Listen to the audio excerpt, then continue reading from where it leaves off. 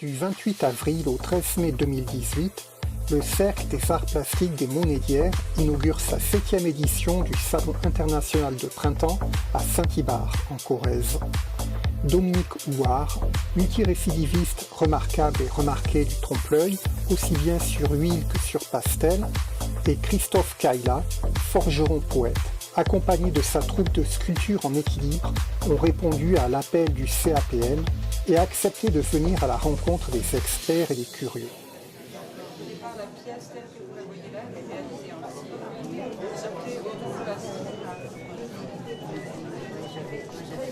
Les sculptures de Christophe Kaila sont de véritables jouets pour adultes.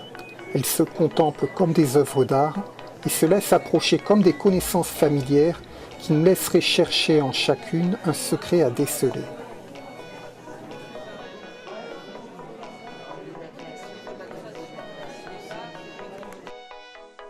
J'ai un peu l'habitude, ça fait quelques années maintenant que je fais ce travail-là et c'est vrai que ça plaît beaucoup aux gens.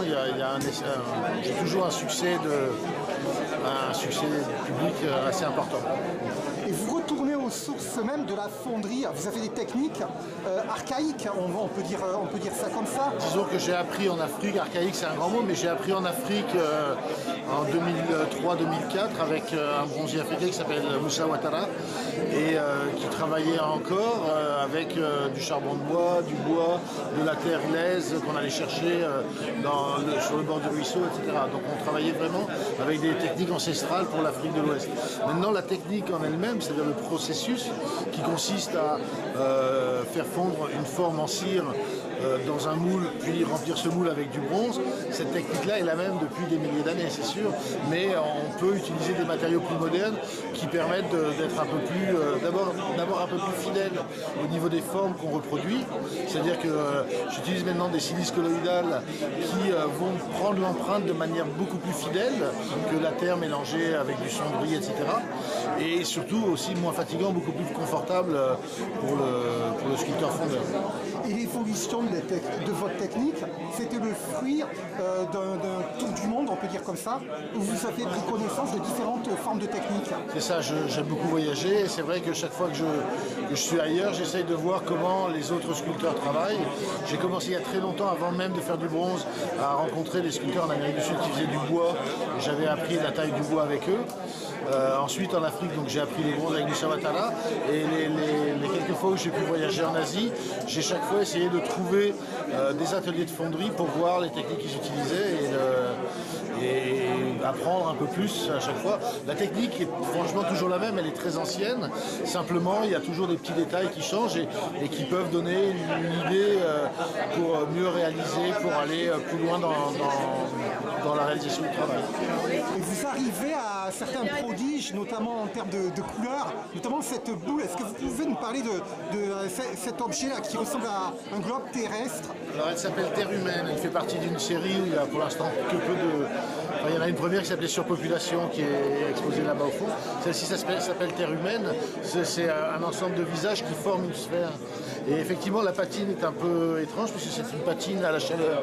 J'ai simplement chauffé la pièce au chalumeau et saisi les variations de couleurs qu'on peut avoir sur le cuivre quand il chauffe.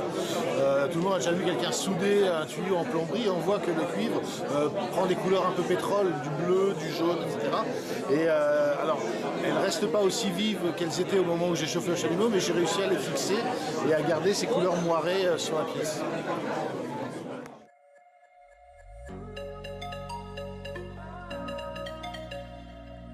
Cette année encore, les artistes du CAPM se sont employés à nous étonner, tantôt par des bouquets de couleurs explosifs, tantôt par des perspectives résolument hypnotiques. Le Cercle des Arts Plastiques des Monnaies d'Hyères se tient à ce principe de toujours associer la richesse de l'œuvre à celle de leur auteur. Chaque artiste participe à ces manifestations comme exposant, mais aussi comme animateur, afin de consacrer dans le partage et la transmission la finalité fondamentale de toute inclination créative. Il y a des associations qui sont dynamiques pour faire en sorte qu'on puisse proposer des œuvres culturelles et artistiques en milieu rural. Et c'est important dans nos communes corésiennes de pouvoir permettre aux habitants de nos petites communes d'accéder à la culture, d'accéder à l'art sans avoir à aller dans les grandes villes, à Brive ou à Limoges. Et ceci grâce à l'association du Cercle d'art des Monédières et à ses bénévoles qui permet effectivement d'accueillir des artistes de talent, puisqu'aujourd'hui il y a une vingtaine d'artistes de talent et depuis 40 ans, ils mettent en évidence ces talents, les talents de toutes ces personnes que l'on ne connaît pas forcément si on ne va pas en grande ville. Et le fait que Saint-Ibard puisse accueillir cette exposition permet effectivement au milieu rural et à la ruralité d'exister, aux communes rurales d'exister, grâce donc à ces artistes qui sont effectivement de grands talents et qu'il faut féliciter. La seconde invitée d'honneur s'est fait une spécialité de s'attaquer au mur du réel, en solitaire ou en cordée. Chaque réalisation s'apprécie comme l'attestation époustouflante d'une expédition intrépide menée aux limites des contraintes dévolues à la représentation figurative. Ce degré de finition, que je n'arrive même pas à vous retranscrire avec de la vidéo haute définition, j'ai demandé au mari de Dominique Houard de nous l'expliquer en quelques mots. Il faut vraiment un pinceau ultra fin, donc elle va faire, parce que je parle pour elle, bien sûr, elle va faire déjà les parties claires, toujours commencer par le clair pour arriver sur le foncé. Après, elle va amener la partie foncée, de plus en plus foncée, parce que là, elle vous le dirait, c'est vrai qu'il y a plein de couleurs, pour finalement finir avec les tout petits filaments, avec ce pinceau ultra fin à 2-3 poils, quoi. Et donc on arrive à quelque chose de très fin, surtout quand on voit les parties là-bas, ou même dans la partie de la pomme, parce que c'est vrai qu'on pense souvent dans les parties, on voit surtout dans les parties sombres, mais dans les parties claires, elles sont là également. Ne laissez aucun détail de côté, il faut vraiment que ce soit parfait. Et même dans la ficelle, il y a tous les filaments, la façon dont elle est tressée, parce que toutes les ficelles sont différentes finalement. Que ce soit de la laine, que ce soit de la ficelle, tout est vraiment différent, mais il faut aller vraiment à un degré de précision. Il faut que ce soit la perfection, il n'y a pas d'autre mot. Ce travail de la perfection, Dominique Houard le transmet comme elle aimerait qu'on le lui enseigne, résolument ancré dans le sillon des pédagogies alternatives. Moi, je suis juste là. On va imaginer que ce sont des rails. Voilà, moi je suis cette espèce de rail pour empêcher de déraper.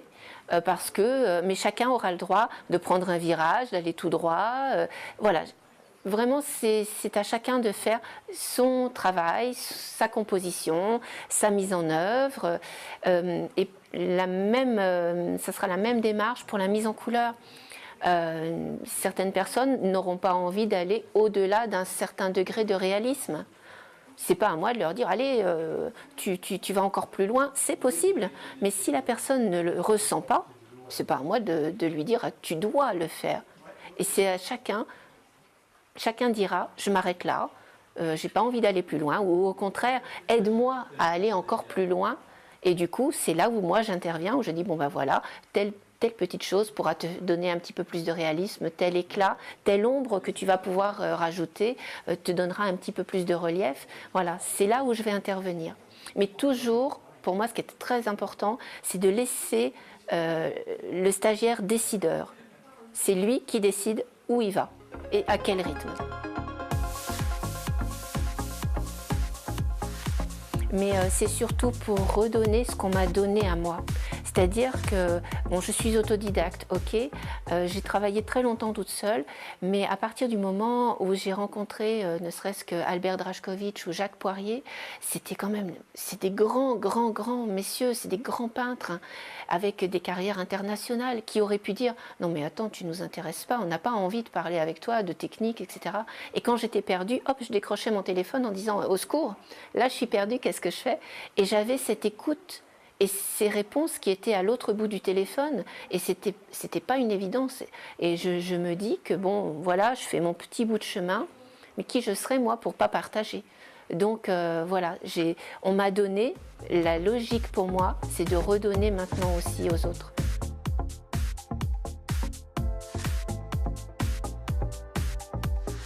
En fait, le spectateur devient partie intégrante. Quand il vient ici, qu'il y a des ateliers, des animations, en fait, il se trouve au cœur d'un atelier. Et donc ils ont le ressenti, ils revivent ce que vit l'artiste au moment de la création, et ils peuvent s'intégrer davantage dans l'œuvre et découvrir toute cette chimie qu'est la peinture, la texture, le rendu, et comment on peut traduire son émotion, parce qu'en fait le peintre il traduit son émotion par la peinture, difficilement par le dialogue. C'est plus la peinture qui sert de mode d'expression. Et pour vous, c'est quelque chose d'important que le spectateur ne reste pas passif dans le cadre de vos expositions? Ah oui, c'est primordial, parce que à l'inverse des grands musées où on traverse le musée, on prend une cotisation, on traverse le musée, on regarde, parfois on a des explications ou des guides. Là, le spectateur, le visiteur qui vient ici, il a l'avantage de dialoguer avec les peintres sur place. Il a l'avantage de participer à des ateliers qui lui permettent de découvrir les techniques, que ce soit le pastel, l'aquarelle, l'huile, la manière de construire. Donc c'est tout un univers qui n'est pas connu. En principe, quand vous visitez un musée, on ne vous explique pas, vous ne voyez pas la progression de la toile entre la toile vierge et l'œuvre finie.